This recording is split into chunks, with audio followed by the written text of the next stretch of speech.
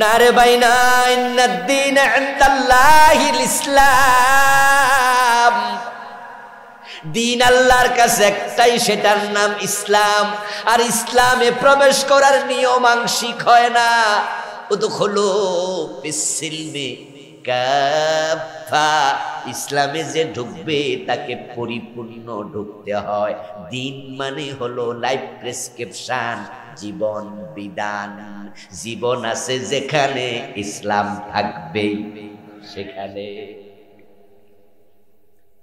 আমরা যখন টয়লেটে যাই, টয়লেটে ইসলামের আইন আছে না নাই? আছে না?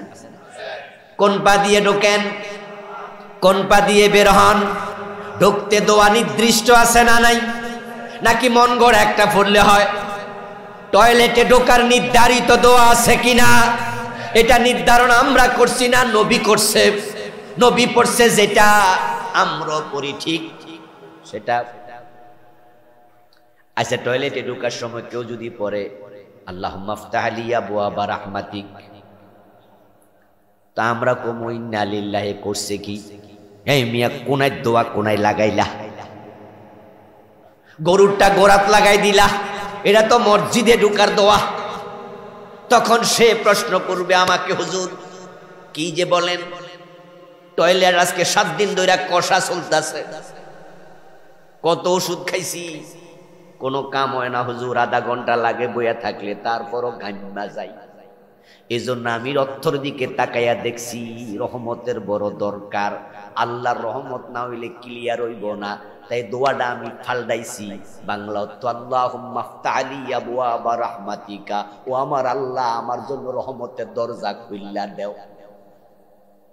আমার মতো 7 দিন কষা হইলে দোয়া আমনেও পড়তেন। কি যে গাইম্মা যায় হুজুর, আপনি কল্পনা করতে পারবেন না। এই জন্য টয়লেটটা আমার রহমতের খুব দরকার। এবার আপনি বলুন তো, টয়লেটে আসলে আল্লাহর রহমত কি দরকার হয় না? আমাদের দরকার নাই? কষা হইলে হাসপাতালে যাইয়া তারপরে পায়খানা করানো লাগে, এমন রুগীও আছে কিনা? আমি বলবো দোস্তরে, তো যুক্তি ঠিক আছে, কিন্তু আমার নবী তো টয়লেটে ঢুকতে এই দোয়া পড়ে নাই। আমার নবী ইসলাম শিখাইছে, ইসলাম দেখাইছে, বাম পা দিয়ে টয়লেটে ঢুকছে, নির্ধারিত দোয়া পড়ছে, ডান পা দিয়ে বের হইছে, তখনও দোয়া আছে। টয়লেট ইসলাম মানতে হয়। টয়লেটে ঢুকে কখন কাপড় তোলা দিতে হয় সেটাও হাদিসে আছে না নাই? এটা কি ঘরে থাকতে তুইলা বয়ে থাকে নাকি? থুতু ফেলার সময় রাসূলকে সুন্নাহকে ফলো করতে হয়। ইসলাম শেখানো আছে, ডান পাশে থুতু ফেলবেন না, বাম পাশে। ঘুমানোর সময় ইসলাম মানা লাগে, ডান কাতে না বাম কাতে, কোন দোয়া পড়ে ঘুমাতে হয়। খাওয়ার সময় আমরা ভাবি ডান হাতে খাবো না বাম হাতে খাবো, খাওয়ার নির্ধারিত দোয়া আছে, খাওয়া শেষ করে দোয়া আছে। ঠিক এমনই ভাবে যখন আমি যেখানে ইসলাম থাকবে, আনাকিমুদ্দিন, দিন কায়েম করো, ইসলাম কায়েম করো। আল্লাহ সব নবীকে দায়িত্ব দিছে, উম্মতে মুহাম্মাদি আল্লাহকে দায়িত্ব আমি তোমরারেও দিছি, দিন কায়েম করো। এই আয়াতটা হলো কোরআন মাজিদের সূরা আশ-শূরার 13 নম্বর আয়াত। এই যে দিন কায়েম করো, দয়া করে একটু জবাব দেন তো, এই আদেশটা আমার না আল্লাহ? নামাজ কায়েম করো কে বলেছে? কোরআনে আকিমুস সালাহ শব্দটা আছে না নাই? আসেনি? আসেনি?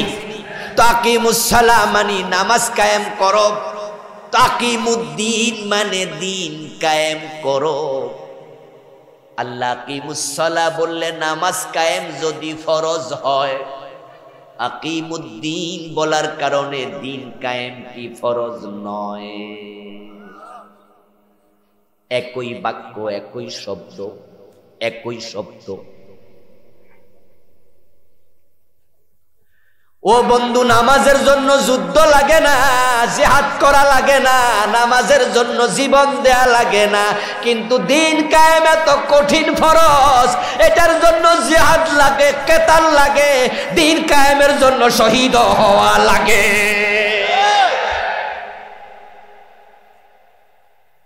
বরং নামাজ কায়েমের সে দিন কায়েম কঠিন। এ দিন কায়েমের জিহাদ রাসূল করতে গেলেন, ওই জিহাদের মাঠে রাসূল নামাজ বন্ধ রাখছে লাগাতার 3 ওয়াক্ত। জোহর পড়ে নাই, আসর পড়ে নাই, মাগরিব পড়ে নাই, 3 ওয়াক্ত স্থগিত। এশারের টাইমে বাকি 3 ওয়াক্ত সহ 4 ওয়াক্ত নামাজ রাসূলুল্লাহ একসাথে পড়লেন। আপনার বিবেকের কাছে আমার প্রশ্ন, যদি দিন কায়েমের জিহাদের জন্য নামাজ কায়েম পর্যন্ত স্থগিত রাখে, তাহলে গুরুত্ব নামাজের চেয়ে দিন কায়েমের কম না বেশি?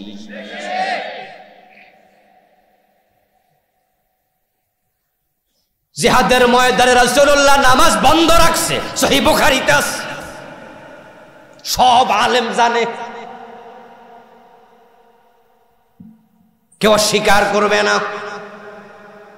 কিন্তু দুঃখের খবর হলো নামাজ কায়েমের ওয়াজ বাংলাদেশে অ্যাভেলেবেল, কিন্তু দিন কায়েমের ওয়াজ সকল হুজুর করে না। ও দোস্ত, যেটা করতে গেলে জেলে যাওয়া লাগে, মাইর খাওয়া লাগে, জিহাদ করা লাগে, শহীদ হওয়া লাগে, এই শক্ত ওয়াজ সব আলেম করে না। আলেমরা এই ওয়াজ কম করার কারণে বাংলাদেশে দিন কায়েম হয় না।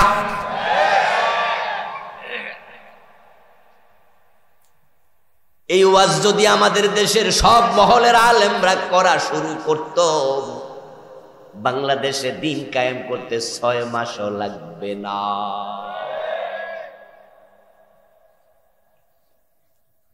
ও দোস্ত আমার, দিন কায়েমের বিধানটা খুব জরুরি, এটা অত্যন্ত জরুরি।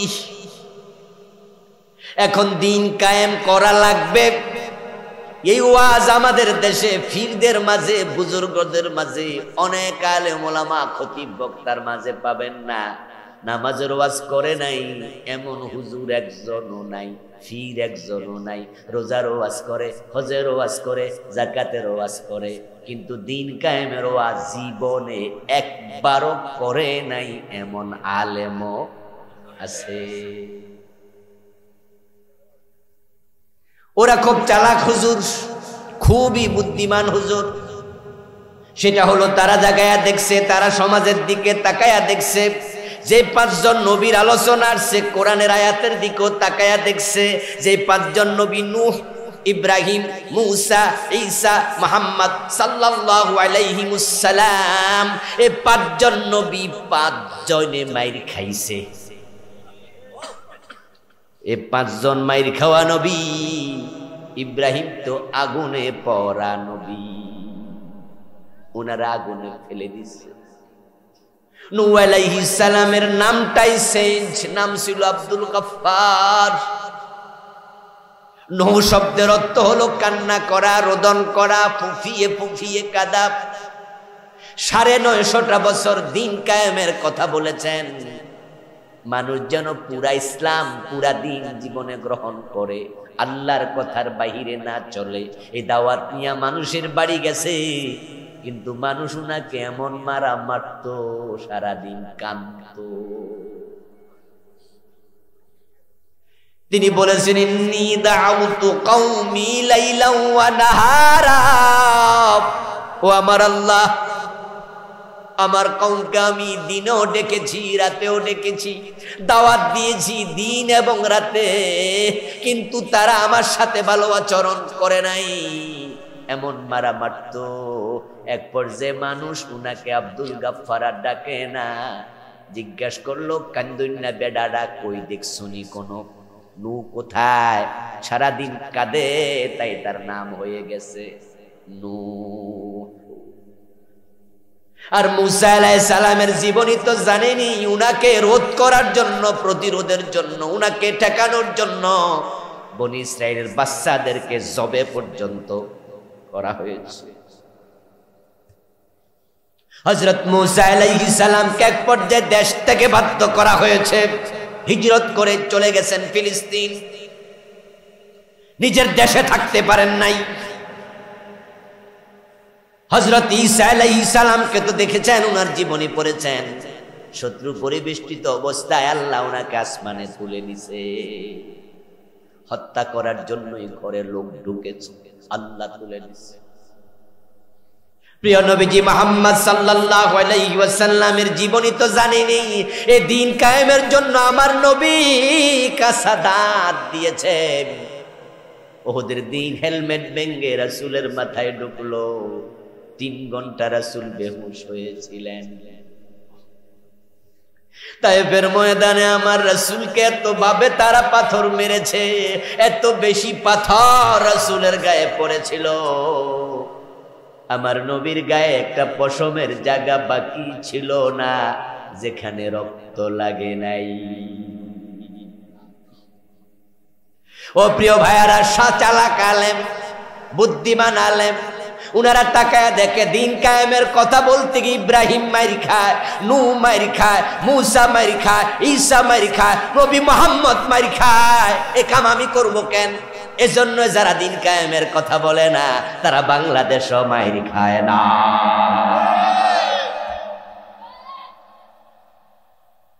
তারা তাকায় দেখছে, আল্লামা সাইদি রাহিমাহুল্লাহর জীবনের দিকে তাকাইছে, দেখেছে নিজের চোখে দিন কায়েমের কথা বলার কারণে আল্লামা সাইদি 13 বছর জেল কাটা লাগছে। আল্লামা সাইদির যে ব্যবহার, উনার যে ভাষার জাদুকরী ছন্দ, উনার যে শব্দ ঝংকার, উনার যে কণ্ঠস্বর, উনার যে আকর্ষণীয় শব্দমালা, বলার বাচন ভঙ্গি, উনি যদি শুধু নামাজ রোজার ওয়াজ করত, তাসবিহ তাহলিল জিকির পর্যন্ত সীমাবদ্ধ থাকতো, আর মুরিদ বানাইতো পীর হইয়া, জেলে যাওয়া দূরের কথা, উনার মতো মুরিদ বাংলাদেশে কোনো পীর সাহেবের হতো না। কিন্তু এই লোকটাকে তারা জেলে দিল, ধর্ষণের মামলা দিল, খুনের মামলা দিল, জ্বালাও পোড়াও মামলা দিল, উনাকে যুদ্ধাপরাধী বানালো। তো আমাদের সালাহ হুজুররা ভাবে যদি আমি ফিট, আমি নামাজ রোজার ওয়াজ করি পর্যন্ত ঠিক আছে, দিন কায়েমের কথা কইলে তো আমার ফিরালি ছুটে যাইব, আমার খানকায় মুরিদ কমে যাবে, আমার মাহফিল 144 জারি হবে। তাই বক্তা ভাবে সব ওয়াজ করবো, দিন কায়েমের ওয়াজ করবো না। যেই বক্তা দিন কায়েমের ওয়াজ করে না, তার মাহফিলে কোনোদিন 144 জারি হয় না। বরং আমরা এমন 2-4 বক্তাকে চিনি যাদেরকে বিগত সরকার, এ পতিত স্বৈরাচার সরকার, তাদের স্বরাষ্ট্রমন্ত্রী সুদ্ধা এরকম পাশে বসে ওয়াজে দাওয়াত দিয়া নিয়া নিজেরা ওয়াজ করাইছে। আমরা ওয়াজে গেলে লাড়ি লইয়া দৌড়ে নি মারে, আর ওই হুজুর ডাইকাই না ওয়াজ। ও দোস্ত, দিন কায়েমের ওয়াজ সবাই করবে না, সবাই করতে পারবে না, এটা বড় কঠিন কাজ। আল্লাহ তাআলা বলছে দিন কায়েম করো, তারপর বলছে ওয়ালা তাতাফাররাকু ফী, এবং দিন কায়েমের ব্যাপারে পরস্পর মতবিরোধ করা যাবে না। ও দোস্ত, আল্লাহ জানে পরস্পর মতবিরোধ করলে এ কঠিন কাজ সফল হবে না। শরীয়তের কত বিষয় মতবিরোধ আছে, মতভেদ করা জায়েজও আছে, ইখতিলাফ ইফতিরাক অনেক বিষয় হয়। মাযহাব কি একটা না 4টা? একই মাসালায় 4 মাযহাবে 4 রকম ফতোয়া এমন আছে না নাই? ইখতিলাফ আছে, ইখতিলাফ থাকবে। কেউ বলে আমিন জোরে, কেউ বলে আমিন আস্তে। আমি যেই জায়গায় জুমা পড়াই, নামাজের পরে যদি আমারে কোনো মুসল্লি এসে মাসআলা জিগায়, হুজুর আপনি আমিন কি আস্তে কোন না জোরে কোন? আমি বললাম আমি আস্তে বলি। তাহলে হুজুর আমি যে নামাজ পড়ছি আপনার পিছনে দাঁড়াইয়া, আমার 7 জন কিন্তু জোরে আমিন কইছে, এর নামাজ হইছে নি। আমি মুস্কি হাসি দিয়ে বলবো, দোস্ত এটা লইয়া ঝগড়া করার কিছু নাই, ভিন্ন মাসালা। আস্তে বলার হাদিসও আছে, জোরে বলার হাদিসও। ইমাম শাফি জোরে আমিন বলতো, ইমাম আবু হানিফা আস্তে বলতেন। হুজুর আপনি যে হাত বাজেন নাভির নিচে, এক মুসল্লি বাজছে বুকের উপরে, আমি মুস্কি হাসি দিয়ে বলবো ভাই বান্দুক। ইমাম আহমদ ইবনে হাম্বল বুকে হাত বাঁধতেন, ইমাম আবু হানিফা নাভির নিচে বাঁধতেন। সুতরাং অসুবিধা নাই, ভিন্ন চিন্তা আছে, ইখতিলাফ আছে, শরীয়তের কত মাসআলা ইখতিলাফ চলে, কিন্তু দিন কায়েমের ব্যাপারে আল্লাহ বলছে কোনো মতবিরোধ করা যাবে না। যে বিষয়ে মতবিরোধ করা পর্যন্ত নিষেধ, এই গুরুত্বপূর্ণ বিষয়টা উপেক্ষিত। আজকে আমার এই মাহফিলে এমন শ্রোতাও আছেন, দিন কায়েমের এই গুরুত্বপূর্ণ মাসালা হয়তো আজকে প্রথম শুনতেছেন, অথবা যদি আগে শুনেও থাকেন, এই বিষয়ে আজ পর্যন্ত কোনো ভূমিকা আপনি রাখেন নাই। আপনার বয়স 40 পার হয়ে গেল, 50 পার হয়ে গেল, 60 পার হয়ে গেল, এই দিন কায়েমের ব্যাপারে আপনার কোনো ভূমিকাই নাই। আল্লাহর সামনে কেমনে দাঁড়াবেন, কি জবাব দেবেন? এরপর আল্লাহ তাআলা বলছে, শোনো, কাবুরা আলাল মুশরিকিনা মা তাদউহুম ইলাইহি। এ দিন কায়েমের দিক, আল্লাহু আকবার, আল্লাহু আকবার। এ জীবন্ত শহীদ, জীবন্ত মুজাহিদ, গুলি করে পাটা পঙ্গু করে দিয়েছে, এক পায়ে গুলি করে দিয়েছে, পাটা এখন নাই, কেটে ফেলেছে। আমার এলাকার ছেলে। ও দোস্ত, 50টা 60টা মামলা, আমি অবাক হই। কারো যদি বিরুদ্ধে একটা মামলা হয়, তখন সে আর ঘরে ঘুমায় না, ভয়ে, ঠিক না? মামলা একটা হইলো, কিন্তু আমরা ডরে অস্থির হয়ে যাই, এ না জামিন নেয়ার আগে আর ঘুমাই না। ও দোস্ত, একটা দুইটা মামলা হলেও তো জামিন নেয়ার পরেও হাজিরা দিতে দিতে হুঁশ থাকে না। আর মামলা যদি 50টা হয়, বেটা হাজিরা দিব কেমনে?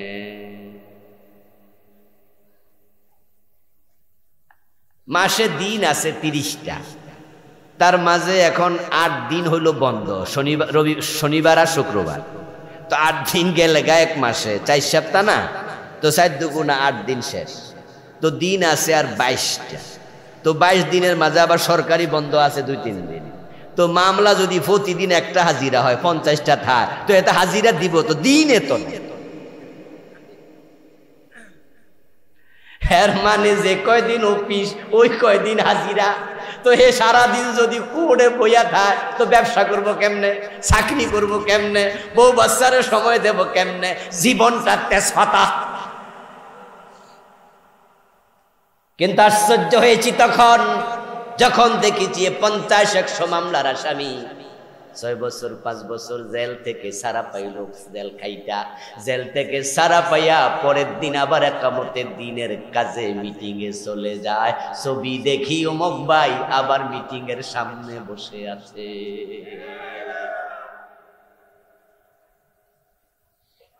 ও দোস্ত, আল্লাহু ইয়াজতাবি ইলাইহি মান ইয়াশা। আমার আল্লাহ কত সুন্দর করে কয়, দিন কায়েম সবাই কাজ করবে না, করতে পারবে না। দিন কায়েমের কাজ শুধু তারাই করে আল্লাহ যারে পছন্দ করে।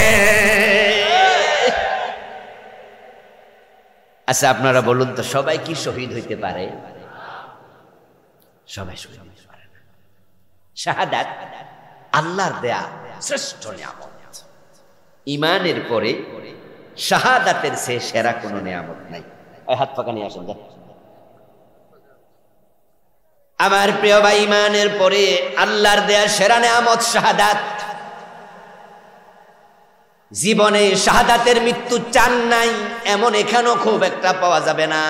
কারণ হুজুররা যখন মাহফিল ওয়াজ করে, আমরা ওয়াজের শেষ দিকে অনেক সময় দোয়াও করি, আল্লাহ আমাদেরকে শাহাদাতের মৃত্যু দাও, তখন কি আমিন বলেন নাই?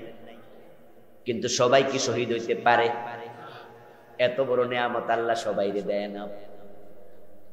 প্রফেসর গোলাম আজম রাহেমাহুল্লাহ একজন বড় রাজনীতিবিদ ছিলেন। ওই প্রফেসর গোলাম আজম রাহেমাহুল্লাহর একটি আলোচনায় আমি ইউটিউবে শুনলাম। উনি আলোচনার মাঝে বলতেছেন, এক ভাই আমাকে সেখান থেকে জানাইলেন যে ওই মিটিংয়ে উনি ছিলেন। প্রফেসর গোলাম আজম বলছে, তুমি যে আল্লাহর কাছে শাহাদাত চাও, এমন কি ইবাদত করে আল্লাহরে খুশি কইরা রাখছো যে আল্লাহ তোমাকে শাহাদাতের মতো এত বড় নেয়ামত দিবে? যার উপরে আল্লাহ খুশি হইতে হইতে হইতে হইতে হইতে হইতে এমন খুশি যে খুশির আর শেষ নাই, আল্লাহ শুধু তারে শাহাদাত দেয়। আমি জানি না কথা বুঝাইতে পারছি কিনা। ও দোস্ত, শাহাদাত সবাইরে দেয় না। আল্লাহর পছন্দ লাগে, খুশি লাগে, রেজামন্দি লাগে। এবার বলুন তো, মসজিদে গিয়া যদি কেউ সেজদায় মরে, আমরা তারে কি শহীদ কইছিনি কোনোদিন? কিন্তু যুদ্ধের মাঠে জিহাদ করতে গিয়ে মারা গেলে তাকে শহীদ বলে।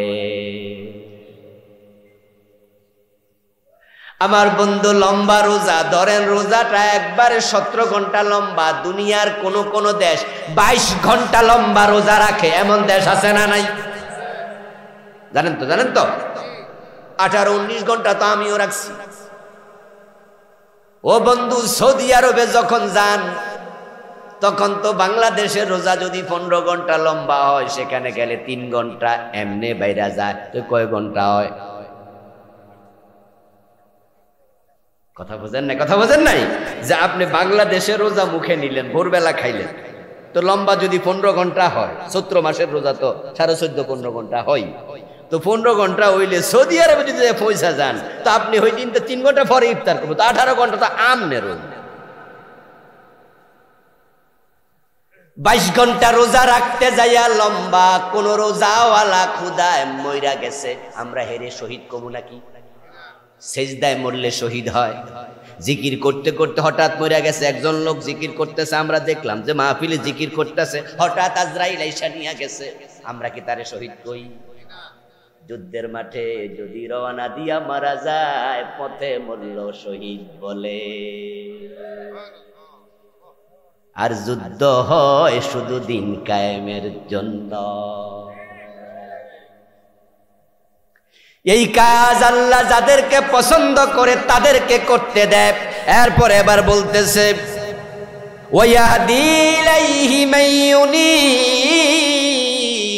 আল্লাহ তার এই পথে পরিচালিত করে তার ওই বান্দাকে, যেই বান্দা আল্লাহর প্রতি আনুগত্য পোষণ করে। আপনারা যারা আমার ওয়াজ আজকে শুনতেছেন, আপনারা কি আল্লাহর অনুগত হতে চান না অবাধ্য হতে চান? অনুগত হতে চাইলে দিন কায়েমের পক্ষে আসা লাগবে। এই দেশে দিন কায়েম করতে আপনারা রাজি আছেন না নাই? কারা কারা রাজি হাত তুলে দেখান।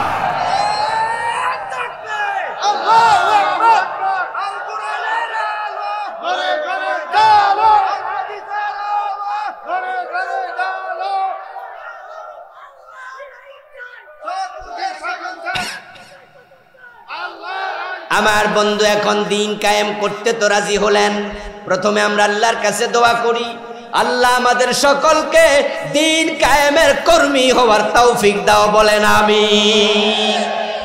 আল্লাহ, আমরা তোমার দিন তোমার জমিনে কায়েম করতে চাই।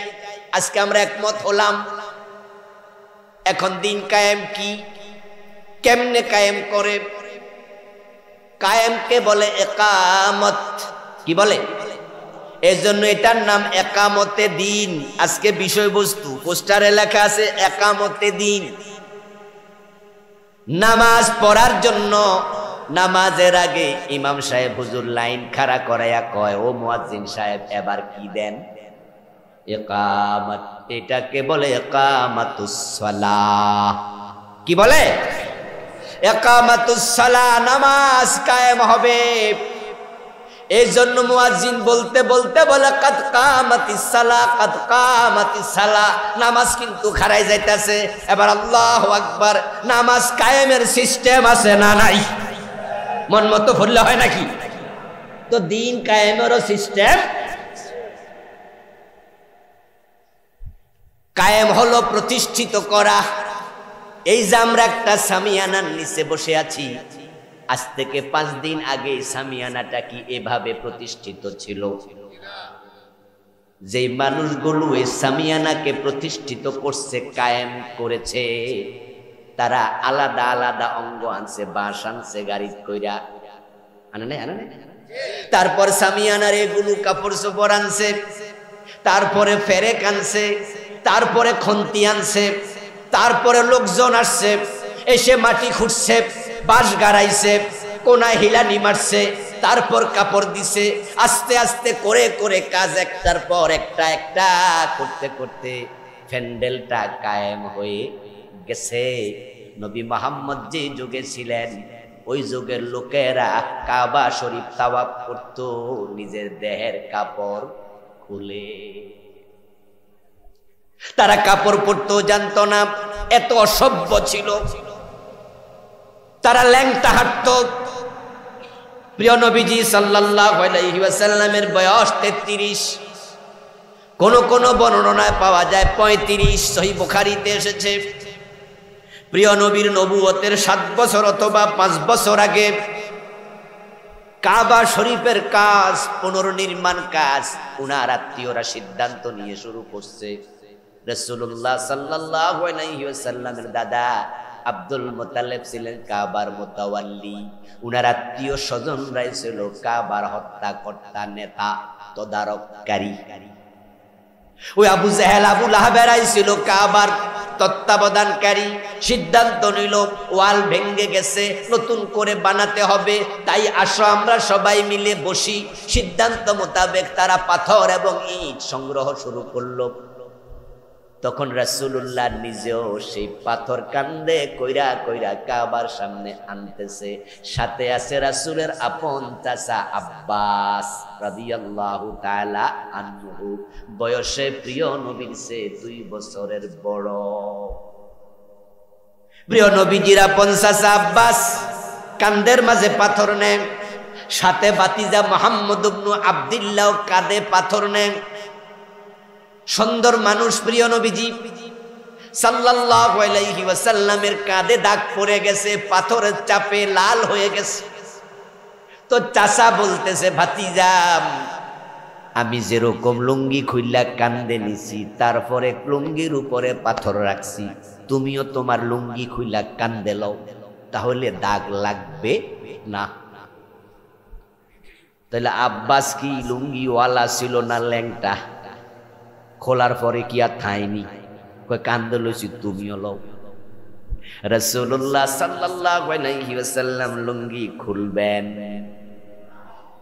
এর মাঝে তিনি বেহুশ হয়ে পড়ে গেলেন। ও দোস্ত, আব্বাস রাসূলের সিনিয়র, তো রাসূলের বয়স যদি 35, আব্বাসের 37, রাসূলের যদি 37, আব্বাসের 39।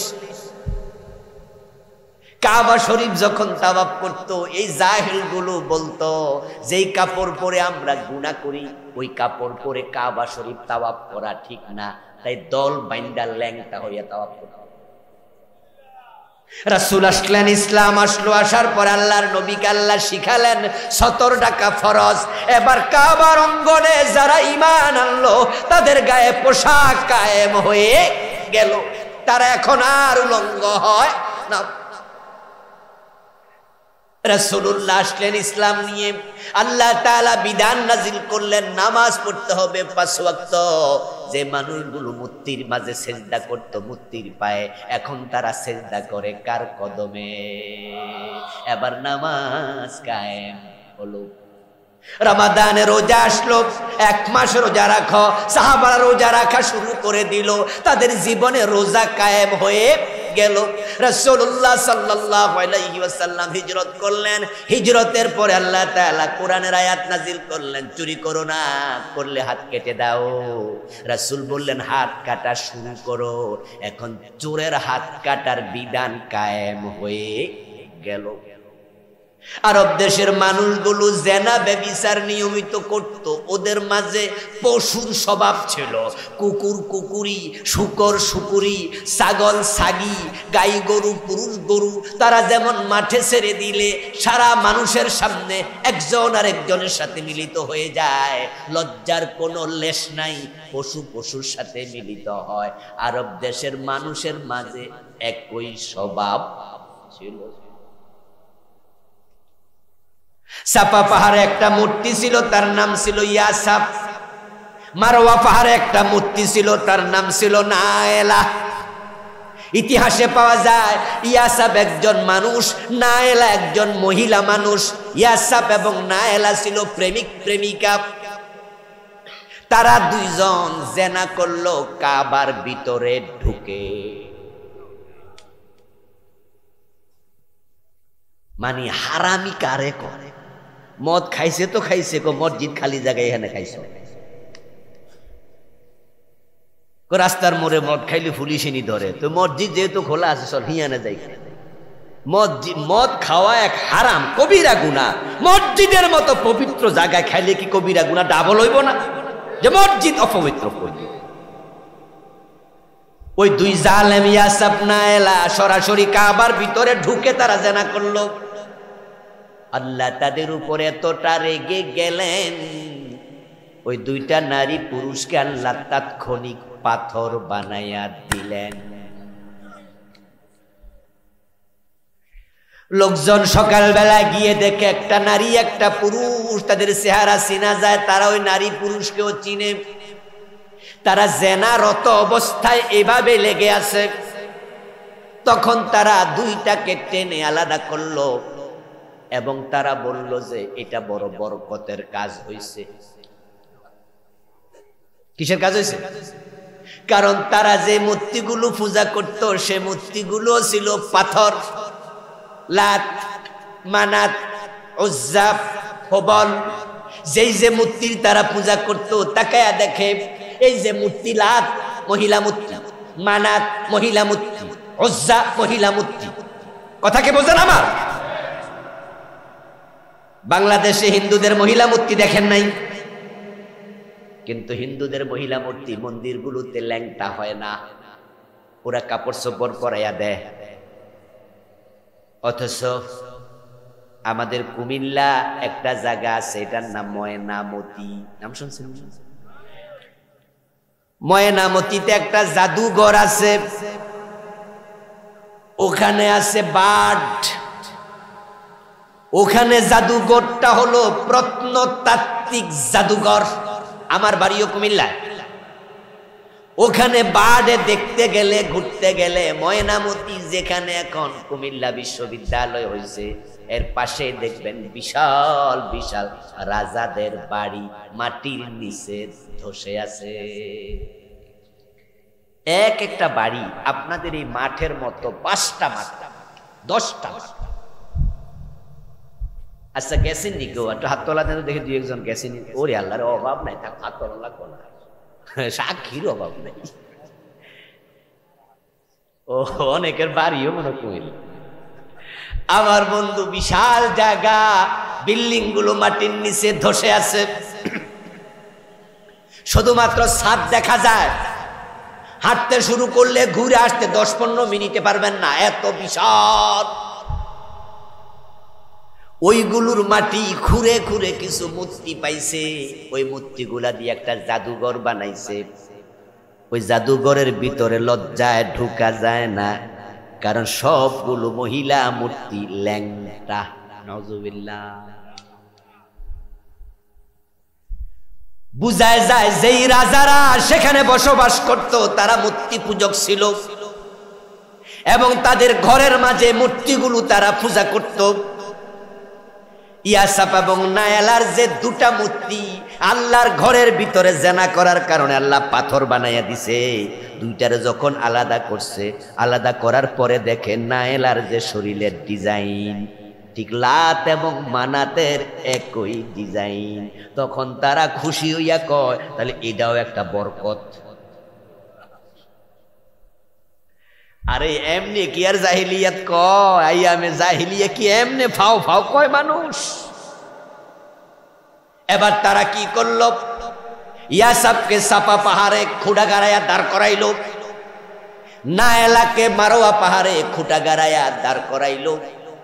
হজের মৌসুম যখন আসতো তখন হাজী সাহেবেরা ইয়াসাব এবং নায়েলা দুই মূর্তির মাঝে তাওয়াফ করত। কহেরাতে বরকত নেই। আরে ভাই আপনি আশ্চর্য হবেন, আশ্চর্য হওয়ার কিছু নাই। বাংলাদেশেও ল্যাংটা পীরের মাজার আছে না নাই? ল্যাংটা পীরের মুরিদ আছে না? তো ল্যাংটা দেখে যদি এর কাছে বরকত নিতে পারেন আধুনিক যুগে, এরা তো জাহিলিয়া। এবং যে পীর সাহেবের কাপড় চোপড়ে নাই, পাবলিক কয় যে আমাদের সাইদি সাহেব সুন্দর মজা করে কইতেন যে কয় হ্যাঁ ল্যাংটা হইলে কি হইছে, বেডারও অনেক কিছু আছে। তো সাইদি হুজুর কইতো কি যে আছে দেখাই তো। ও দোস্ত আমার, আধুনিক বাংলাদেশে যদি ল্যাংটা পীরের মাজার থাকতে পারে, ল্যাংটা পীরেরও মুরিদ থাকতে পারে, তাহলে জাহিলিয়াতের যুগের লোকেরা ল্যাংটা থাকতো, আশ্চর্য হওয়ার কিছু। আমার দোস্ত আমার রাসূল আসলেন, আসার পর বললেন যে না, কাবা এখন কাপড় পরে তাওয়াফ করো। যেই জেনা বেবিচার তারা নরমালি করত, আমার রাসূলুল্লাহ বলে দিলেন, আল্লাহ আইন দিয়েছে যদি অবিবাহিত নারী পুরুষ জেনা করে এখন থেকে 100 বেত লাগাতেই।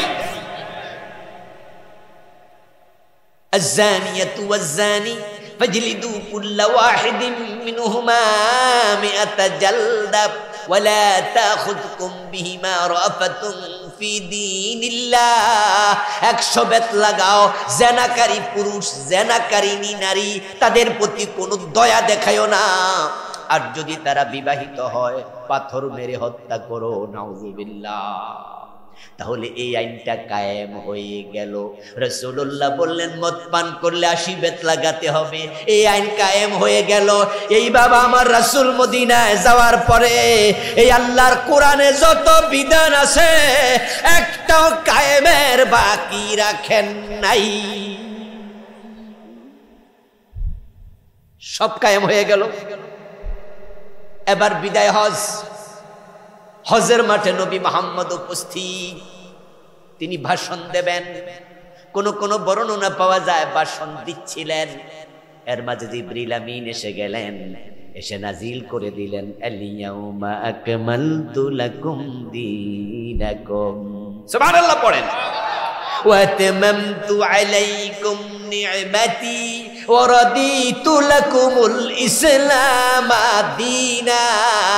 যেদিন কায়েম করার দায়িত্ব দিয়া নবী মুহাম্মদ তোমারে পাঠাইছি, আল-ইয়াউমা আকমালতু লাকুম দীনাকুম, ও মুসলমানেরা আজকে সেই দিন আমি আল্লাহ পরিপূর্ণ করে দিয়েছি।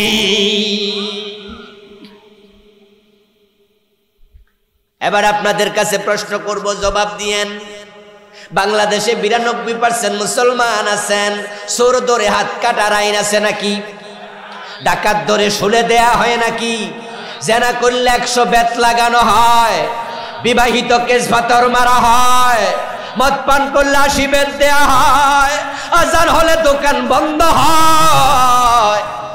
এখানে দিন আছে কিন্তু দিন কায়েম নাই। আমার নবী 23 বছরের ভিতরে 1.25 লক্ষ সাহাবীকে নিয়ে তিনি দিন কায়েম করে ফেললেন। মদিনার 10টা বছর ইসলামী রাষ্ট্র আল্লাহর কোরআন দিয়ে চালালেন। তারপর আবু বকর, ওমর, ওসমান, আলী রাদিয়াল্লাহু তাআলা আনহুম তারা 30 বছর আল্লাহর কোরআন দিয়ে ইসলামী রাষ্ট্র চালালেন। হযরত ওমরের সময় ইসলামী রাষ্ট্রের সীমানা ছিল অর্ধ পৃথিবী। কবি নজরুল চমৎকার ভাবে বলেছেন, অর্ধ পৃথিবী করেছো শাসন, ধুলার তপ্তে বসে খেজুর পাতার প্রাসাদ তোমার বারে বারে গেছে খসে। আমার রাসূল যদি 23 বছরের ব্যবধানে 16 লক্ষ সাহাবীকে নিয়ে ইসলামের প্রতিটা বিধান কায়েম করতে পারে, 53 বছরের বাংলাদেশে 16 কোটি মুসলমান থাকতে আল্লাহর আইন দিয়া বাংলাদেশ একদিনও চলে নাই। এই মুসলমানগুলো সফল না ব্যর্থ? এই ব্যর্থতার দায় নিয়ে আল্লাহর সামনে খাড়াইবেন কেমনে?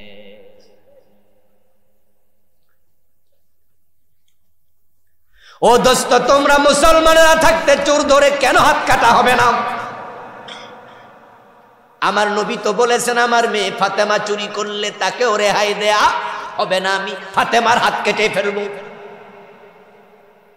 কিন্তু বাংলাদেশে কেন চোর হাত কাটা হবে না? 53 বছরে কেন কাটো নাই? দেশ স্বাধীন হলো 71-এ, মূলত ইংরেজদের থেকে স্বাধীন হয়েছিল 47-এ। 47-এ যখন ভারত উপমহাদেশ বিভক্ত হয়, তখন কিন্তু বাংলাদেশ নামক পাকিস্তান যে দেশটা ছিল, এটা ইসলামের নামেই আলাদা হয়েছে। হিন্দুরা আলাদা করেছে হিন্দুস্তান, মুসলমানরা আলাদা করেছে পাকিস্তান। পাকিস্তানটা মুসলমানের, হিন্দুস্তান হিন্দুর। অথচ 47-এর সেই জিন্নারা, সেই ইয়াহিয়ারা, ভুট্টুরা, তারা মুসলমানের নামে দেশ আলাদা করেছে, কিন্তু কোরআনের আইন কায়েম করে নাই। এটা নেতৃত্বের বড় ব্যর্থতা। তারপর 47 থেকে গাছতলায় 5 লাইন আছে, সকালেও পানি দে, বিকালেও পানি দে, না হয় গাছ বাঁচবে না। আর আমার দেশে কত বড় বড় বট গাছ, তাল গাছ, আম গাছ, কোনো পরিচর্যা লাগে না। লাউ যদি পচে যায় আমরা ফেলে দেই, কাকে আইসে খায়, ওই লাউয়ের গোটা পায়খানা করে, আবার পায়খানার ভিতর থেকে লাউ গাছ হইয়া লাউ ধরে। This is Bangladesh. কোন কবি বলছিল, এমন দেশটি কোথাও খুঁজে পাবে না কো তুমি, সকল দেশের রানী সেজে আমার জন্য। আসলে এই দেশ থেকে বিদেশ না গেলে কম্পেয়ার করতে পারবেন না। কিন্তু এই চমৎকার সোনার দেশটাকে কারা ভিক্ষুকের দেশ বানাইলো? এই চোরগুলা, চোর বাটপারগুলা। বঙ্গবন্ধু শেখ মুজিবুর রহমান তিনিও স্বপ্ন দেখেছিলেন সোনার বাংলা বানাবেন, কিন্তু 1.5 থেকে 2 বছর পরে স্বপ্ন ভেঙে গেল। তিনি আফসোস করে বলেছিলেন, মানুষ পায় স্বর্ণের খনি, আমি পাইছি চোরের খনি। বলেছিলেন, আমার ডানে চোর, বামে চোর, সামনে চোর, পিছনে চোর। আমি বলি, দোস্ত, তখন তো বাংলাদেশের রাজনৈতিক দল ছিল না, চোরগুলো কারা? কারা তারা? ওই চোরগুলো আর চোর নাই, এক একটা এখন ডাকাত হয়ে গেছে। ওদেরকে থামাতে হলে দিন কায়েম করো, হাত কাটা শুরু করো, সোনার বাংলা হতে এক যোগও লাগবে না।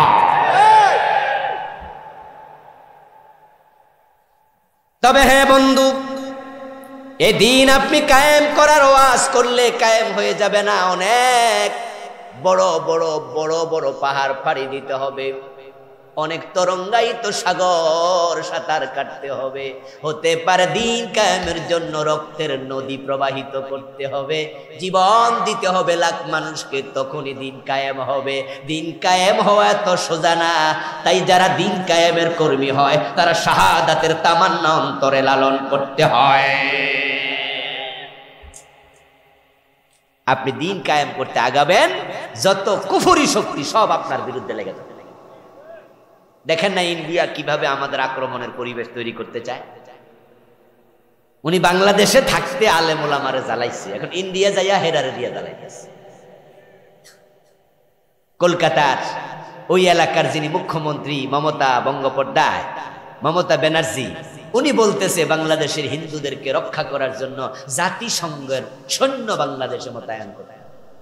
আচ্ছা, এই দেশের হিন্দুরা কি বিপদে পড়ছে? ওরা লোকে মারামারি আছে আমাদের? কত বড় ফাজি! সে জাতিসংঘকে আহ্বান করেছে, তার আহ্বানে সাড়া দিয়া ওদের কেন্দ্রীয় সরকারও বলতেছে, হ্যাঁ, বাংলাদেশে জাতিসংঘের সৈন্য পাঠান। এর মানে তো ফিলিস্তিনের মুসলমান রক্ত দিতেছে, জানি না বাংলাদেশে আমরা কতদিন রক্ত দিতে হয়। আমি তো ইখওয়ানুল মুসলিমের দিকে তাকায়া হতাশ হতাম। মিশরের ইখওয়ান সেই জামাল নাসেরের যুগে রক্ত দিছে, হোসনি মুবারকের যুগে রক্ত দিছে, সিসির যুগে রক্ত দিচ্ছে। কত বছর হয়ে গেল, অর্ধ শতাব্দী পার হয়ে গেল, রক্ত শুকায় না। আমাদের কি হবে জানি না। আমি কাশ্মীরের দিকে তাকায় মাঝে মাঝে হতাশ হতাম। সে দেশ বিভাগের পরে 47 সন থেকে আজকে 2024 পর্যন্ত কাশ্মীরের মুসলমান রক্ত দিচ্ছে। আমাদের জানি কতদিন লেয়া লাগে, কিন্তু দেখলাম না না না, বাংলাদেশের প্রতি আল্লাহর আলাদা নজর আছে। 15 বছরের ব্যবধানে আল্লাহ জালেমদেরকে দেশ ছাড়া কইরা ইসলামওয়ালাদের হাতে বাংলাদেশ তুলে দিছে। আমাদের প্রতি আল্লাহর আলাদা দয়া আছে, দয়ার কারণও আছে যেটা আমি বুঝি। সেটা হলো ফিলিস্তিনের চারপাশের রাষ্ট্রগুলো মুসলমান, তাদেরকে চাইলে অন্য মুসলমানরা সাহায্য করার সুযোগ আছে, কিন্তু করছে না। ইখওয়ান যে দেশে মিশর, চারপাশে রাষ্ট্রগুলো মুসলমান, চাইলে সাহায্য করতে পারে। কাশ্মীরের পাশেই তো পাকিস্তান, জানেন তো? এ পাশে জম্মু কাশ্মীর, ওই পাশে ইন্ডিয়ানের কাশ্মীর, এত জম্মুর পাশেই তো পাকিস্তান। পাকিস্তান চাইলে হেল্প করতে পারে, কিন্তু অবস্থানগতভাবে বাংলাদেশ, চারদিকে ইন্ডিয়া, 3 দিকে তাদের জলভাগ, একদিকে তাদের পানি, ঠিক না? 3 দিকে স্থলভাগ, একদিকে জলভাগ। এবং আমাদের সাথে সামান্য একটু জায়গা আছে, সেটা মায়ানমার। তো মায়ানমারের বৌদ্ধরা তো মুসলমান পাইলে জবে করে, ঠিক না? তো মায়ানমারও আমাদের বিরোধী, ইন্ডিয়াও বিরোধী। আমাদের যাওয়ার কোনো জায়গা নাই, দুনিয়ার কোনো মুসলমানদের সাহায্য করবে, একটা সুই পাঠাবে, সে জায়গাও তো নাই। এজন্য যার কেউ থাকে না, তার থাকে কে?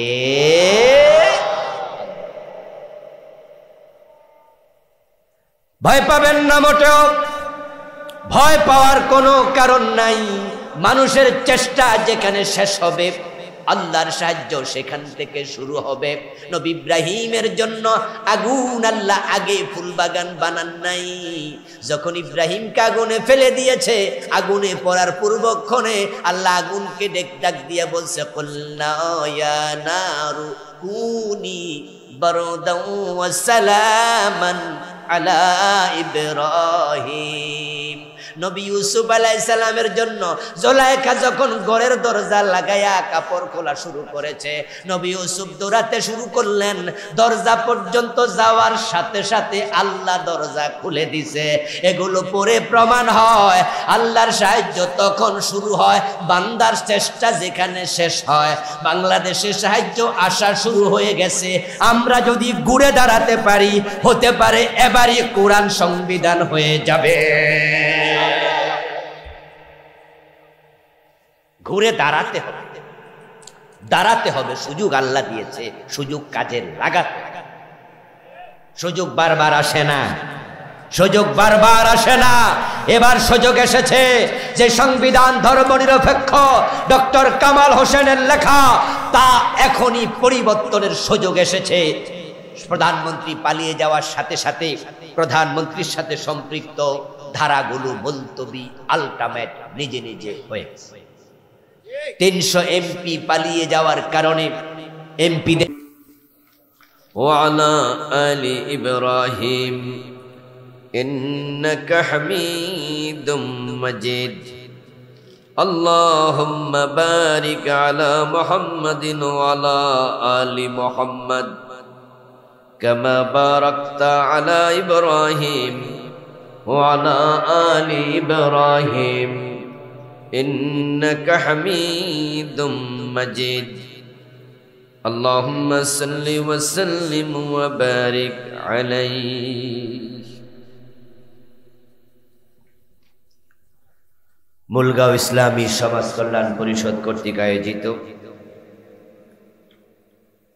5 দিন ব্যাপী 15তম তাফসীরুল কোরআন মাহফিলের আজকের 3য় দিবসের মুআজ্জাজ মুকাররাম সম্মানিত সভাপতি মহতারাম জনাব আব্দুল মজিদ সাহেব, সম্মানিত প্রধান অতিথি মহতারাম জনাব শিকদার মোহাম্মদ ইউসুফ আলী সাহেব, জনাব আশরাফ লুৎফুর রহমান রাশেদ সাহেব সহ অন্যান্য সম্মানিত অতিথিবৃন্দ, মহতারাম মৌলানা জাকারিয়া হুসাইন বিন কবির সাহেব সহ আজকের মাহফিলের সম্মানিত আলোচকবৃন্দ, উপস্থিত মহতারাম উলামায়ে কেরাম, ইসলাম প্রিয় তৌহিদি জনতা, পর্দার অন্তরালের সতী সাধবী সম্মানিতা মা ও বোনেরা, প্রিয় দিনী ভাইয়েরা, আপনারা কেমন আছেন? মাশাআল্লাহ। যারা দাঁড়িয়ে আছেন তারা বসলে আরো ভালো লাগতো, কিন্তু আপনাদেরকে অনুরোধ করছি, ওখানে তো স্টেজ না, প্যান্ডেলও না, আপনারা কেন ওখানে সুবিধা মতো জায়গায় দাঁড়াইলেন বুঝলাম। মাহফিলে চলে আসেন, দেখতেও ভালো লাগবে। যারা ভলান্টিয়ার আছেন রাস্তায় কাউকে দাঁড়াইতে দেবেন না, যদি প্যান্ডেল ফিল আপ হয় তাহলে রাস্তায় দাঁড়াবেন। ভলান্টিয়ারদের কাজটা গলার মাঝে কাঠ ঝুলাইয়া ঝুলাইয়া হাঁটা তো কাজ না। মাহফিলের শৃঙ্খলা রক্ষা করা আপনাদের দায়িত্ব। ভাইদের সাথে অবশ্যই মোলায়েম ব্যবহার করুন, পিঠে হাত বুলিয়ে সকলকে বসতে সাহায্য করুন। আল্লাহ তাআলার বড় করুণা, দীর্ঘ 15.5 বছর পর আমরা এখন কারো অনুমতি ছাড়া মাহফিল করতে পারি। এখন আর কোরআনের কথা বলতে কারো কাছে যাওয়া লাগে না, ঠিক কিনা? কোরআনের কথা বলা এবং শোনার মাঝখানে কিছু লোক অন্তরায় হয়ে দাঁড়িয়েছিল। তারা বাদার পাহাড় রচনা করেছে, রাষ্ট্রীয়ভাবে তারা এটা আইনে পরিণত করেছে, সার্কুলার জারি করে, যে কোরআনের তাফসীর মাহফিল করতে প্রশাসনের অনুমতি লাগবে। আশ্চর্য, কোরআনের কথা বলতে 92% মুসলমানের দেশে যদি অনুমতি লাগে, তাহলে ইন্ডিয়ার খবর কি? ওখানের মুসলমান তো কোরআনের কথা শোনার কোনো পরিবেশই থাকার কথা ছিল না। অথচ সোশ্যাল মিডিয়ায় দেখবেন যে ইন্ডিয়াতে, বিশেষ করে ত্রিপুরা, কলকাতা, মেঘালয়, আসাম সহ বাংলাভাষী মানুষ অধ্যুষিত অঞ্চলে অসংখ্য তাফসীর মাহফিল হয়। আমিও ডজন ডজন তাফসীর মাহফিলের দাওয়াত সেখান থেকে পেয়েছি, যদিও আমি একদিনও যাইনি মাহফিল করতে। বললাম যে এফারে তো করে শেষ করতে পারি না, আপনাদের এদিকে কখন আসবো, ভিসা করো, পাসপোর্ট লাগাও, এই করো ওই করো, এত যন্ত্রণা আমি সইতে পারবো না রে ভাই, মাফ করে দাও। কিন্তু আমাদের বন্ধুবর অনেকেই যান এবং সেখানে মাওলানা কারি ইয়াসিন নামে একজন বক্তাকে সোশ্যাল মিডিয়ায় দেখবেন বাঘের মতো হুঙ্কার দিয়ে কথা বলছে। যদি ইন্ডিয়াতে অনুমতি ছাড়া কোরআনের কথা বলতে পারে, আমি কারি ইয়াসিন সাহেবকে একটি মাহফিলে বলতে শুনলাম যে আমি এই মোদী সরকারের বিরুদ্ধে এখন 1 ঘন্টা ওয়াজ করব। কোন পুলিশের কি ক্ষমতা আছে যে আমাকে ধরে নেবে? কারি ইয়াসিন বলতেছে যে আমি মোদী সরকারের বিরুদ্ধে এখন 1 ঘন্টা ওয়াজ করব। যদি পুলিশ আমাকে ধরে নেয়, থানার গেট থাকবে না, জনগণ গেট ভেঙে ফেলবে। পাবলিক কইতেছে জি। আমি অবাক হলাম যে বাংলাদেশে ওয়াজ করে আর বাড়ি যাওয়া লাগবে না, এই স্টেজে আইসা অ্যারেস্ট করে নিয়ে যাবে, ঠিক কিনা? এই 15টা বছর একটি কালো অধ্যায় আমরা অতিক্রম করেছি। এই মাহফিলটাতেও আসার পরে আমাদেরকে কানে কানে কত ফানি পড়া দিছে। আমাদের ভাইরা বলতো যে হুজুর অনেক কষ্টে অনুমতি পাইছি, হুজুর তেল দিছি, তেল মালিশ করছি, তারপরে বলছে ঠিক আছে করো, তবে এইটা বলো না, ওইটা বলো না, হুজুরকে একটু বলে দিও এই কথা যেন না বলে, ও কথা যেন না বলে। আচ্ছা, আমরা কি এই দেশে ভাড়াটিয়া? আমরা কি পাসপোর্ট করে বাংলাদেশে থাকি নাকি? আহারে, জুলুম কাকে বলে? আপনাদের কাছে আমি জানতে চাই, জমিনের মালিক কে? কোরআন কার কালাম? তো আল্লাহর জমিনে আল্লাহর কালাম বলতে তোদের অনুমতি কেন নিতে হবে? তোরা কারা? এদেশের মালিক? আমরা ঘর জামাই থাকি? এটা ছিল চরম জুলুম। আল্লাহ তাআলা তাদের এই জুলুম সহ্য করেন নাই, যার কারণে 5 তারিখ আল্লাহ খেলা দেখাইয়া দিছে। যারা 15 বছর আমাদের কণ্ঠকে স্তব্ধ করতে চেয়েছে, আল্লাহ আগস্টের 5 তারিখে তাদেরকে দেশ ছাড়া করে দিয়েছে। এখন বরং তারা ইন্ডিয়া যায় ঘর জামাই থাকে, ঠিক না? দিল্লি দাদাদের কাছে আশ্রয় নিতে হয়েছে। 15 বছর আমরা জুলুম সহ্য করেছি, আমাদের দেশে আমরা ছিলাম। আমাদেরকে তারা বলে হুজুররা পাকিস্তানের পছন্দ করে, পাকিস্তানপন্থী। আর আমরা বলতাম তোরা হচ্ছে ইন্ডিয়ার দালাল। এটাই প্রমাণ হয়েছে তারা যে ইন্ডিয়ার দালাল। ইন্ডিয়া ঝাঁপাইয়া গেছে সব। এটা আল্লাহর এক শান। এবারের আগস্টের বিপ্লবটা দুনিয়ার কোনো মানুষ করে নাই, এটা সরাসরি আরশের মালিক করে দিয়েছে।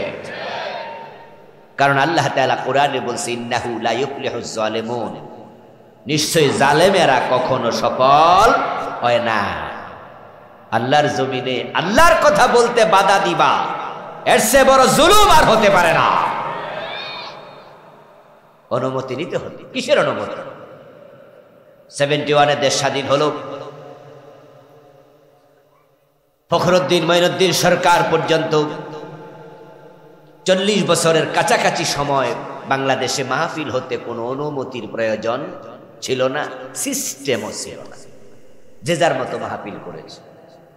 তারা এবার ক্ষমতায় এসে আইন করলো যে না, অনুমতি নিতে হবে।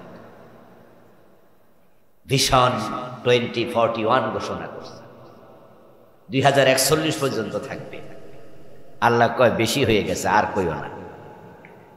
এজন্য পরিবেশ এমন উত্তপ্ত হয়েছে, তাদের নিয়োগ করা সেনাবাহিনীর প্রধান এসে বলে 2041 লাগবে না ম্যাডাম, 45 মিনিটের বেশি সময় নাই, পালা। পালাতে হয়েছে এক কাপড়ে, পালাতে হয়েছে রান্না করা খাবার খেয়ে, পালাতে পারে নাই।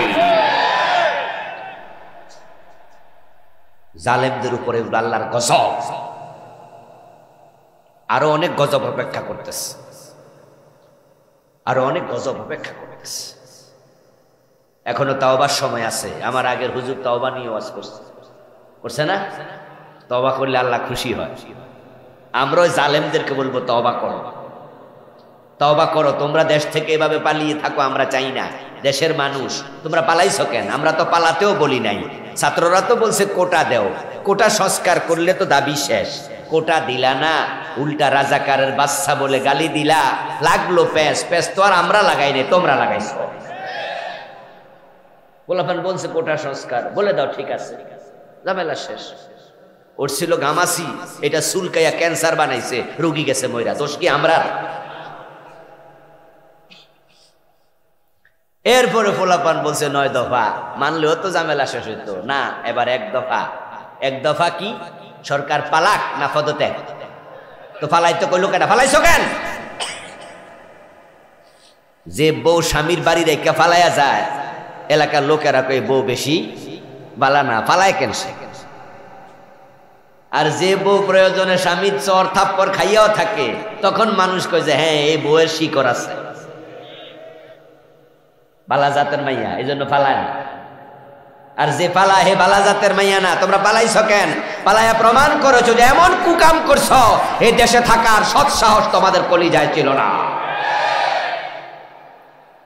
আল্লাহর বড় দয়া যে 15-15.5 বছর পরে আল্লাহ এখন নিশ্চিন্তে, নির্বিঘ্নে, নির্দ্বিধায়, নিঃসংকোচে আল্লাহর জমিনে মাথা উঁচু করে বুক ফেলিয়ে আল্লাহর কোরআনের কথা বলার সুযোগ আল্লাহ আমাদের করে দিয়েছে।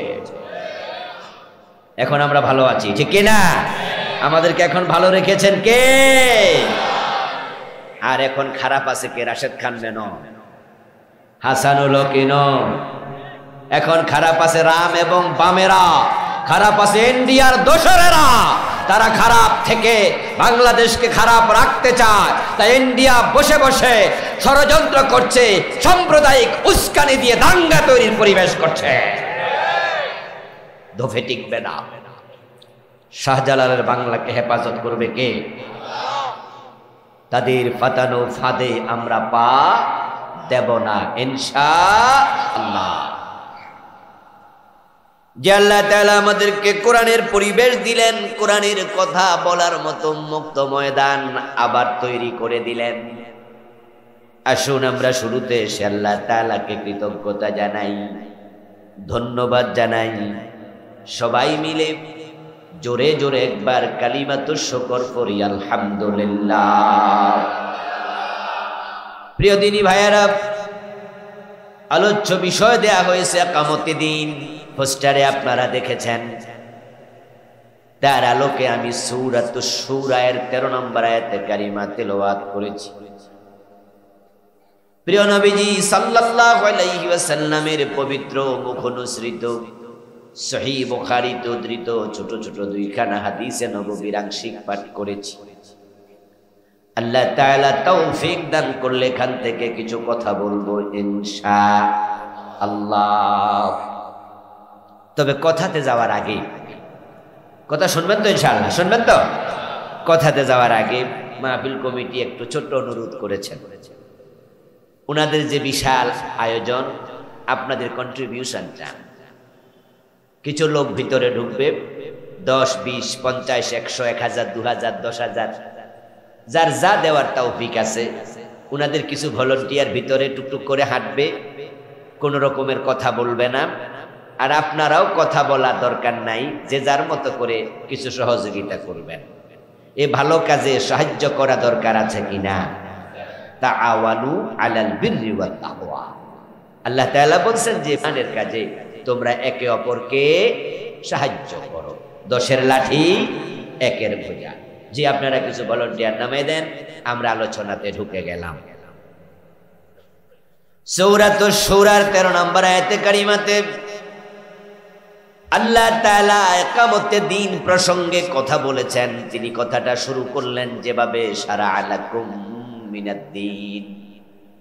ও উম্মতে মুহাম্মাদি, আল্লাহ তাআলা তোমাদের জন্য একটি দ্বীন প্রবর্তন করলেন। তিনি বিধিবদ্ধ কিছু নীতি বানালেন, কিছু দায়িত্ব তোমাদের কাছে আল্লাহ তাআলা দিলেন।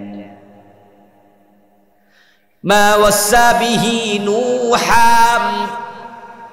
যে দায়িত্ব আল্লাহ বলে আমি নূহ নবীকে দিয়েছি। ওয়াল্লাযী আওহাইনা ইলাইকা, ও প্রিয় নবীজি, এই দায়িত্ব আমি আপনাকেও দিলাম, ওহী আপনার কাছে এই বিষয়ে নাজিল করেছি। ওয়া মা ওয়াসাইনা বিহি ইব্রাহিম ওয়া মূসা ওয়া ঈসা, একই বিষয়ে আমি নির্দেশ দিয়েছি, নির্দেশনা দিয়েছি ইব্রাহিম নবীকে, মূসা, ঈসা আলাইহিমুস সালামকে। নবী ইব্রাহিম, নবী মূসা, নবী ঈসা, নবী নূহ এবং আপনি মুহাম্মদ, 5 জন বড় বড় নবীর আলোচনা করে আল্লাহ আবার আমাদেরকে বলেন সে দায়িত্বটা আমি আল্লাহ তোমাদেরকে দিলাম।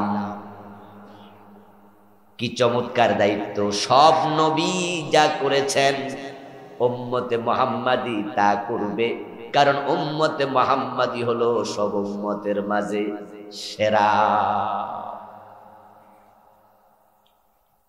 এখানে 5 জন নবী মূলত নয়, মূলত আল্লাহ তাআলা সব নবীকে বুঝালেন। কোরআন মাজিদে সব নবীর নাম ধরে ধরে আলোচনা নাই। কোরআনে নাম এসেছে মাত্র 25 জন নবীর। কতজন? কথা বলেন, কতজন? ওয়াজ বাড়িত নিয়েন কিছু। কোরআনে নাম আছে কয়জন নবী? 25। নবীর সংখ্যা কি 25 না আরো বেশি? নাম আসছে অল্প কয়জনের। আর এই সূরার এই আয়াতে আসছে 5 জন নবীর নাম, 5 জন নবীর আলোচনা। আল্লাহ শুরু করলেন নবী নূহকে দিয়ে, ওয়াল্লাযী আওহাইনা ইলাইকা, এটা বলে নবী মুহাম্মদকে দিয়ে শেষ করলেন, বুঝালেন। নূহ থেকে শুরু করে নবী মুহাম্মদ পর্যন্ত যত নবী পৃথিবীতে এসেছে সব নবীর দায়িত্ব এটাই ছিল। কি গুরু দায়িত্ব যে নবীরা যা করেছে উম্মতে মুহাম্মদ একাই সেটা করবে। এবার আপনাদেরকে জিজ্ঞাসা করব, নবীরা যা করেছে নবীদেরকে অনুসরণ করে উম্মত কাজ করা নফল না ফরজ? বুঝেন তো নাকি? নবীর কাজ যেমন উম্মতের কাজ হবে হুবহু তেমন, নড়চড় চলবে না। নবী যা করেছেন তার ব্যতিক্রম করা যাবে না। নবীর ব্যতিক্রম ভালো কাজে করলো আল্লাহ সয় না, আর নবীর উল্টা করা তো প্রশ্নই আসে না। নবী বলবে এদিকে যাও, আপনি ওইদিকে যাবেন, এই অধিকারই আপনার নাই। বরং নবী যে ভালো কাজগুলো করেছেন সে ভালো কাজগুলো করার সময়ও নবীকে অনুসরণ করে সম্পাদন করিতেই হবে। যেমন ধরুন, হাসি দেওয়ার পরে আমরা কি পড়ি? কথা বলেন না। হাসি দেওয়ার পরে আমরা আলহামদুলিল্লাহ বলি নাকি? আচ্ছা, কেউ যদি হাসি দেওয়ার পরে সূরা ফাতিহা পুরাটা পড়ে আল্লাহ সওয়াব বেশি হবে, বরং তাকে বলা হবে এখানে তো রাসূলুল্লাহ শুধু আলহামদুলিল্লাহ বলেছেন, এর চেয়ে বেশি তুমি পড়লা কোন দলিলের ভিত্তিতে? জোহরের নামাজের ফরজ 4 রাকাত, 2 রাকাত পড়ার পরে আমরা তাহিয়াতু শেষ করি, আবদুহু ওয়া রাসূলুহু পর্যন্ত পড়ি। পড়ে আমরা বাকি 2 রাকাত পড়ার জন্য দাঁড়ায়া যাই। কেউ যদি মনে করে আজকে আমি ফ্রি আছি, কোনো কাজ কাম নাই, অবসর আছে, সময় হাতে, তাই আমি 2 রাকাত পড়ার পরে দুরূদ শরীফও পড়ব, আত-তাহিয়াতু আবদুহু ওয়া রাসূলুহু পড়ার পরে যদি কেউ দুরূদ শরীফ পড়ে, হানাফি মাযহাবের ফতোয়া হলো তাকে সাউ সেজদা দিতেই হবে। যারা আলেম ওলামা আছেন তারা একটু জবাব দিয়েন, যারা বোঝেন তারাও দিয়েন। সাউ সেজদা শকে দেয় না এটা জরিমানা? ইয়েস, সাউ সেজদা কেউ শকে দেয় না, সাউ সেজদা হলো জরিমানা। এই তুমি এই কাম কান করলা, এজন্য জরিমানা দাও। তো আত-তাহিয়াতু আবদুহু ওয়া রাসূলুহু পড়ার পরে যদি আপনি দুরূদ শরীফ পড়েন, তাহলে আপনি বলবেন যে হুজুর দুরূদ পড়লে 10 নেকি হয়, তো আমার তো 2 দুরুদে 20 নেকি হইব। হানাফি মাযহাব বলে নেকি তো দূরের কথা, পড়লি কেন উল্টা জরিমানা দেবে। কারণটা কি? কারণ হচ্ছে রাসূলুল্লাহ সাল্লাল্লাহু আলাইহি ওয়াসাল্লাম ফরজ নামাজে 4 এবং 3 রাকাত বিশিষ্ট নামাজে 2 রাকাতের পরে দুরূদ শরীফ পড়া শিখান নাই। মাগরিবের ফরজ নামাজ কয় রাকাত? এক ভদ্রলোক 3 রাকাত পরে সালাম ফিরাইল না, বরং তিনি দাঁড়ায়া গেলেন, আরো 1 রাকাত পরে 4 রাকাত মিলাইয়া তারপরে বসে যথারীতি দোয়া দুরূদ পরে সালাম ফিরালেন। পাশে বসা একটা ইয়াং ছেলে এটা দেখলো, মনে মনে ভাবলো, কিরে এ বুড়া চাচা এটা করলো কি? সালাম ফিরানোর পরে ধরে, চাচা মাগরিবের নামাজ তো 3 রাকাত, আপনি যে 4 রাকাত পড়লেন। চাচা মুখ বেংসায়া কয়, এই মিয়া তোমারটা তুমি করো, আমারটা আমি বুঝি। ফলা কয়, চাচা জি না, কি বোঝেন এটা কোন লাগবো যে 4 রাকাত কেন পড়লেন? মাগরিবের নামাজ তো কয় রাকাত? ফরজ 3 রাকাত। এবার চাচা কয়, বাতিজারে যৌবন কালে কত নামাজ কাজা করছি, সরকারি চাকরি করছিলাম, ব্যস্ততায় কাটছে জীবন, তাই কয়দিন আগে অবসর গেছি, সিদ্ধান্ত নিছি হুজুর 3 রাকাত পড়ুন, আমি 1 রাকাত বাড়াইয়া দেব, অতীতের কিছু কাজা কাফারা হইল আদায় হইল। এই কথা শুনে আবার যুবক বলে, চাচা গজব করছো, অতীতের কাজা কাফারা দূরের কথা, তোমার নামাজ যে মাগরিব এটা পুরাই বাদ। এবার বুড়া চাচা কয়, অন্যায়টা করছি কি? আমি কি 4 নাম্বার রাকাতে সোনার বাংলা গান গাইছি? আমি তো সূরা ফাতিহা পড়ছি। এখন যুবক কয়, চাচা তোমার আমি বুঝাইতে পারবো না, সুন্নত পড়ো, ইমাম সাহেব হুজুরের কাছে চলো। পরে 2 জন ইমাম সাহেবের কাছে যাওয়ার পরে ইমাম সাহেব ওই যুবকের মতো বলল, চাচা যেদিন থেকে মাগরিব 4 রাকাত পড়া শুরু করছেন ওই দিন থেকে আপনার 4 রাকাতও বাদ আমও নাই। সালাও শেষ, অতীতের কাফারা দূরের কথা, আসল দাও। এখন বুড়া চাচা যুক্তি দেয়, হুজুর আপনি তো ওয়াজ করছেন কয়দিন আগে জুমার দিন কোরআন পড়লে প্রতি অক্ষরে 10 নেকি, তো আমি তো সূরা ফাতিহা পড়ছি ৪র্থ রাকাতে, তাহলে 10 নেকি কইরা হইলে তো নেকি এতডি আরো 12 কথা। এক রাকাত যে বেশি পড়ছি, 2টা রুকু সেজদা বেশি দিছি, 1টা রুকু বেশি দিছি, তাসবিহ 9 বার বেশি পড়ছি, কি অপরাধে আল্লাহ আমার সব বাদ দিবে? আমসালা শুদ্ধা অপরাধটা কি? হুজুর বলে, চাচা আপনার যুক্তি ঠিক, আপনি কোনো অন্যায় করেন নাই, কিন্তু আপনার নামাজটা আল্লাহ নেয় নাই, ফালাই দিয়েছে, এটা বাদ। এর কারণ আপনার নামাজটা নবী মুহাম্মাদের সাথে মিলে নাই। যে 4 রাকাত মাগরিব পড়ছে, আপনারা একটু জবাব দিয়েন তো, এর নামাজ কি হইছে না বাদ? কথা সবাই বলে। অপরাধ কি? অপরাধ শুধু একটা, রাসূলের সাথে মিলে নাই। ভালা কাম রাসূলের লগে মিলা লাগার, উল্টা কাম তো দূরের কথা। এই জন্য নবীগণ, নবী হলেন উম্মতের জন্য মডেল, আদর্শ। লাকাদ কানা লাকুম ফি রাসূলিল্লাহি উসওয়াতুন হাসানাহ। আল্লাহ বলে, উম্মতে মুহাম্মাদি শোনো, আমি রাসূলুল্লাহর জীবনে তোমাদের জন্য উত্তম আদর্শ রেখেছি। আমাদের আদর্শ একজন, তিনি মুহাম্মাদুর অমক অমক তমক আদর্শ। খোলাফান ইয়াংরা পোস্টার বানায়, ব্যানারে লেখে আমরা অমকের আদর্শের সৈনিক, বিভিন্ন নেতাদের কথা লেখে। প্রিয় ভাই শোনো, নবী মুহাম্মদকে পাওয়ার পরে অন্যকে আদর্শ বানাইলে তোমার কপাল পুড়ে যাবে। আদর্শ একজন, মুহাম্মাদুর। নবীজিকে অনুসরণ করে জীবন সাজাতে হবে। আল্লাহ তাআলা 5 জন নবীর আলোচনা করে এবার বলছেন, উম্মতে মুহাম্মাদি শোনো, শারা'a লাকুম মিনাদ-দ্বীন, এই বিধিবদ্ধ নিয়মটা আমি তোমাদের জন্য প্রণয়ন করছি। ওই দায়িত্বটা কি? আন আকিমুদ্দিন, দায়িত্বটা হলো আমি আল্লাহর জমিনে আমার দিন কায়েম করো। জমিন কার? মাশাআল্লাহ, আবার বলেন কার? জমিন আইন চলবে কার? দিন মানে বিধান, দিন মানে লাইফ প্রেসক্রিপশন। দিন নিছক ধর্ম নয়। বাংলাদেশের অধিকাংশ মানুষ এই ভুলের ভিতরে আছে। তারা মনে করে দিন মানে ধর্ম, এখানে কাজ শেষ। আর নিছক ধর্ম মনে করার কারণে অন্য অন্য ধর্মের দিকে তাকাইয়া তারা ইসলামকে তুলনা করে।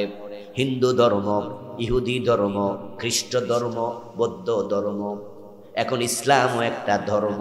তাই তারা মনে করে হিন্দু ধর্মের কাজ কি?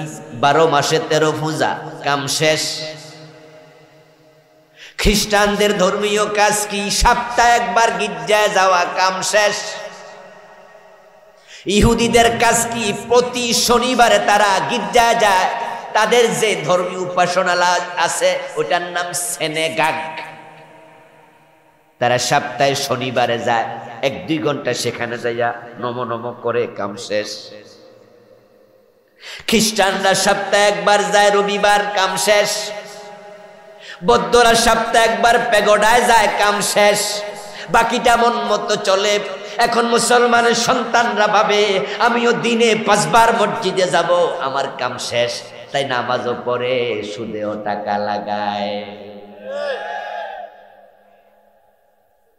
নামাজ পড়ে 5 ওয়াক্ত, ওই নামাজি অফিসে ঘোষ ছাড়া পাইলে সিগনেচার করে না, এমন ঘোষখোর নামাজি অফিসার আছে না নাই? হে নামাজে যাওয়ার আগে ঘোষ খাইছে, নামাজ থেকে আইসা আবার ঘোষ খাইছে। মনে মনে ভাবে নামাজ জান্নাতের চাবি, আমি ঘোষও পাইছি, আবার নামাজ পড়া জান্নাতের চাবিও পাইছি। দুই একসাথে চলতেছে। হজ করে নামাজ পড়ে ওজনে কম দে মালে বেজাল দে মানুষ ঠকায় আপন জনের হক দেয় না নিজের বোনের ঠকায় নিজের আপন মায়ের পেটের বাইরে ঠকায়া দে এমন নামাজি আছে না নাই তুমি দিন কি এটা বোঝই নাই তুমি ভাবছো নিছক একটা ধর্ম বুঝি